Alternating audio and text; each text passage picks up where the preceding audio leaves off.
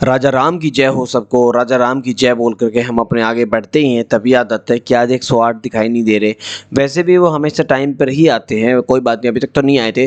But जैसे धीरे धीरे हम चलते हैं तो बाबा बोलते हैं कि आज है ना दिवाली की शॉपिंग कर लेते हैं। मैं कहा चलो ठीक है भाई साहब, मार्केट में थी अभी मजा आएगा ना भिड़ो। ये सब बातें करने के बाद हम डायरेक्ट पहुंच जाते हैं ग्राउंड पर। वहाँ पर 108 बाबा के साथ में और 3008 बाबा की पावर लेकर के हम सीधा कर लेते हैं वार्म अप स्टार्ट। और वार्म अप जैसे ही कंप्लीट होता है हम अपनी एक्सरसाइज की तैयारी कर लेते हैं।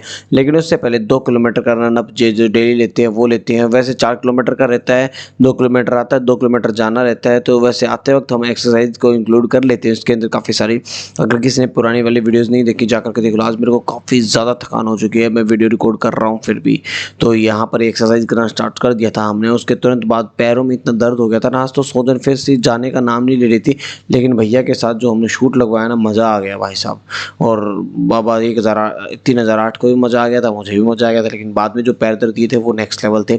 उसके बाद हमने कई तरह के डिप्स भी यहाँ पर इंक्लूड कर रखे हैं। अगर जिसने पुरानी वीडियोज़ देखी हैं तो उनको पता होगा, जो नया है उसको शायद नहीं पता होगा कि हमने क्या क्या किया है, क्या क्या कर रहे हैं।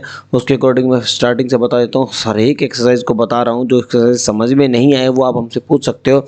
हम ये इन एक्सरसाइज के एक एक सेट लेते हैं, लेकिन जो लास्ट में लेते हैं एक्सरसाइजेस को वो उनके हम 2-2 सेट ले लेते हैं।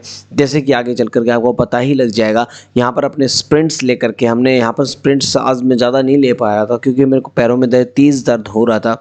बट फिर भी हमने लिया और वहाँ पर जा करके डेस्टिनेशन पे अपने कॉलोनी के बाहर हमने सपाटे लगाना स्टार्ट कर दिया। और सपाटे लगाते लगाते हमें टाइम हो ही रहा था कि तभी हमने अपने इंक्लाइन डिक्लाइन पुशअप्स भी वहाँ पर लगा लिए। और यहाँ पर ये इन सभी एक्सरसाइज के हमने 2-2 सेट लिए थे यहाँ पर। और आप भी 2-2 सेट ले सकते हो, वो आपके ऊपर डिपेंड रहेगा। बस याद रहे कि जितना लास्ट में जो है ना कि अब नहीं दौड़ा जाएगा, उसके बाद दौड़ना है। आज बाबा 3008 अकेले दौड़े थे, उन्होंने अकेले दौड़ करके आज रिकॉर्ड कायम बनाए रखा। तो एक उनकी खुशी का ठिकाना नहीं था। उसके बाद हमने 45 मिनट्स तक जो रेगुलर एक्सरसाइज लेते हैं वो ली हैं। और यहाँ पर हम 3-3 सेट लेते हैं हर एक एक्सरसाइजेज के। उसके अकॉर्डिंग जो मैं बता रहा था स्टार्टिंग में, यही वाली एक्सरसाइजेज है। इस बाबा बोल रहे हैं ना कि मेरी आंखें तेज कैसे होंगी, कि घास में टहल रहा हूँ अभी तक तेज नहीं हुई। तो बाबा 3008 को मैं बताना चाहता हूँ, जो ये शक्तियाँ आई है ना बाबा के पास में, उड़ते हुए पक्षी को बता देते नर या मादा, ये यहीं से प्राप्त हुई है। उन्होंने पर्दा उठा दिया अपनी शक्तियों से।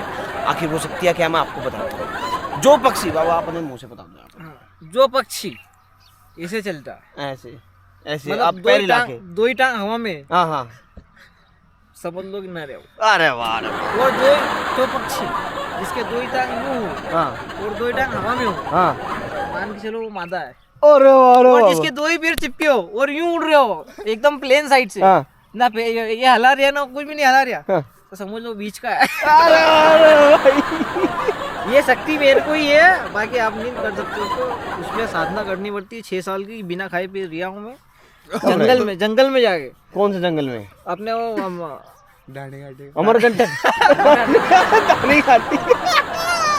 दानी घाटी के मैं 6 साल रहा हूँ उसमें। बाबा ने दानी घाटी के लोगों को सुधार दिया भाई। पहले वहाँ पे चोरी होती थी। तो उसमें 6 साल में ध्यान में बैठा था कि नहीं, तो पक्षी जो थे आइस साइड की, वो आके बोले बाबा हमसे क्या गलती हो गई है जो आप हम पहचान नहीं रहे हमें। अरे वाह, बाबा ने उनको अपनी पहचान दी। तो बाबा से उन पक्षियों से मैंने बात करी उनकी भाषा में, वो जैसे की करते हैं ना, की उस भाषा में मैंने बात की। तो उनसे पक्षियों से वरदान लिया मैंने को उड़ते हुए पक्षी को, मेरे को ये पहचान कर लिया ना कि ये नर है कि मादा है। उड़ते हुए पक्षी को तो उन्होंने मेरे को आशीर्वाद दिया। पक्षी तो मतलब मैं समझ गया, आपकी पक्षी, आपको ना पक्षियों की भाषा आती ची ची। भाषा ना मतलब पक्षियों की मैं समझ जाता हूँ कि अरे पानी मांग रही है कि खाना मांग रही है। वाह यार। दूसरा एक और चीज़ हुई, हमने बोला मान लो आपके सामने शेर खड़ा है, तो बाबा क्या बोल रहे हैं, शेर को चकमा देना सीखो। अब चकमा देखो, उस साइड में एक नाला है, वो जो सूखा पड़ा है वो, उनका कैसे चकमा दोगे?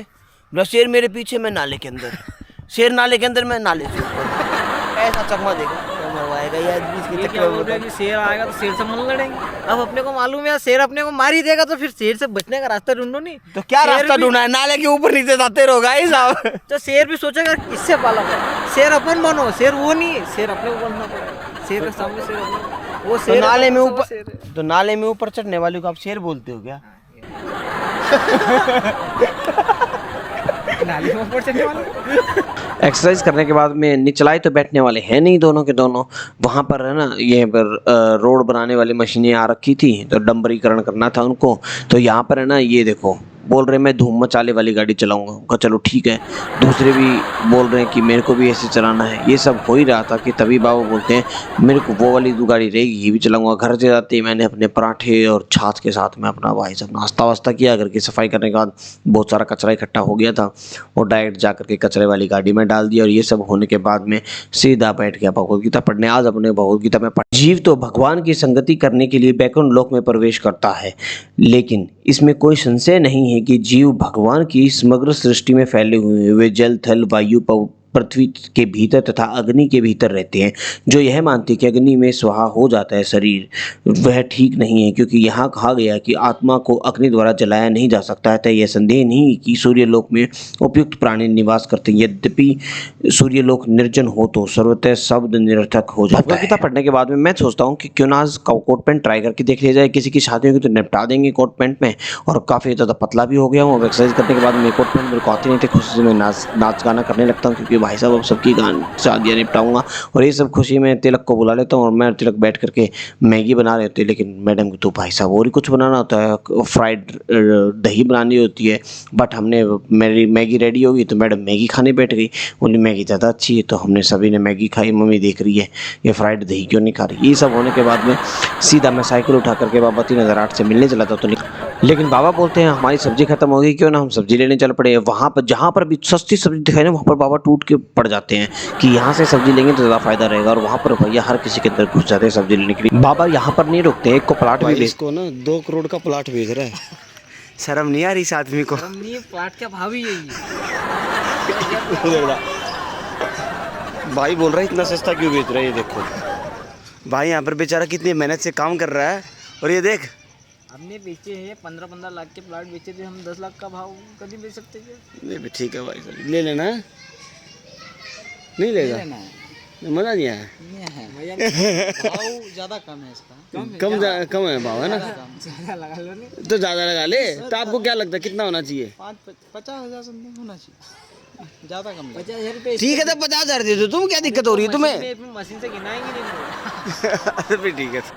प्लाट बेचने के बाद में हम निकल जाते हैं अपनी शॉपिंग करने, मतलब कि दिवाली की शॉपिंग करने। और यहाँ पर बाबा बोलते हैं मेरे को तो डिस्को लाइट ज़्यादा पसंद है, मैं तो ये लेना चाहता हूँ, इस पर डांस करना है मेरे को। और ये सब देख करके हम सीधा निकल जाते हैं बाबा 108 के पास। वहाँ से भी थोड़ी बहुत शॉपिंग करते हैं और यहाँ पर हनुमान जी और काफ़ी सारे दिवाली के छोटे मोटे आइटम्स लेकर के वहाँ से भी निकल लेते हैं। यहाँ पर भैया को बोलते हैं भैया हमें जादू दिखाना चाहते हैं, आप देखना चाहोगे। भैया बोलते हैं नहीं मैं जादू नहीं दिखाना चाहूँगा। फिर हमारे बाबा 3008 बोलते हैं इसको दिखाओ जादू। जादू कोई नहीं दिखता है। तो फिर हम सोचते हैं क्यों ना मुंह मीठा कर लिया जाए। मुंह मीठा करने के लिए हम मिठाई की दुकान पर जाते हैं और फिर थोड़ा सा किराने का सामान घर पे ले जा करके अपना सीधा बाबा बोलते हैं अमूल घी खाना चाहिए सबको, तभी तंदुरुस्त रहेंगे हम। इतना सारा सामान लेने के बाद में मुझे आज याद आ जाती है नानी। फिर मैं ले लेता हूँ नारियल पान। फिर रास्ते मुझे एक टॉफ़ी पाई और यहीं पर वीडियो एंड करता हूँ। जय हिंद वंदे मातरम, क्योंकि मैंने है नारियल की मलाई खाई।